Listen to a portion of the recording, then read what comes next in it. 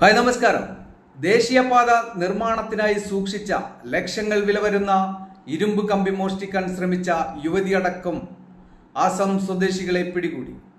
ബാർപേട്ട സ്വദേശികളായ രഹന ഖത്തൂർ, ഐനൽ അലി, മൊയ്നൽ അലി, ജോയനൽ അലി, മിലൻ അലി എന്നിവരാണ് അറസ്റ്റിലായത്. പുലർച്ചെ 5 ഇരിങ്ങല്ലൂരിലെ താൽക്കാലിക ഷെഡിൽ സൂക്ഷിച്ച 9 ലക്ഷത്തോളം രൂപ വില വരുന്ന കമ്പി 2 അംഗ സംഘം മോഷ്ടിക്കുകയായിരുന്നു.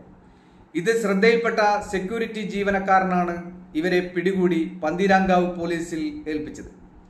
ഇവരെ കൂടുതൽ ചോദ്യം ചെയ്തപ്പോഴാണ് സംഘത്തിൽ ഉൾപ്പെട്ട 3 പേരെ കുറിച്ചുള്ള വിവരങ്ങൾ കൂടി ലഭിച്ചത്. പിന്നീട് ഇവരെയും അറസ്റ്റ് ചെയ്തു. കരാറുകാരായ KMC കൺസ്ട്രക്ഷൻ കമ്പനിയുടെ ഉപകരാറുകാരായ JAFF ലിമിറ്റഡ് സൂക്ഷിച്ച കമ്പികളാണ് മോഷ്ടിക്കാൻ ശ്രമിച്ചത്.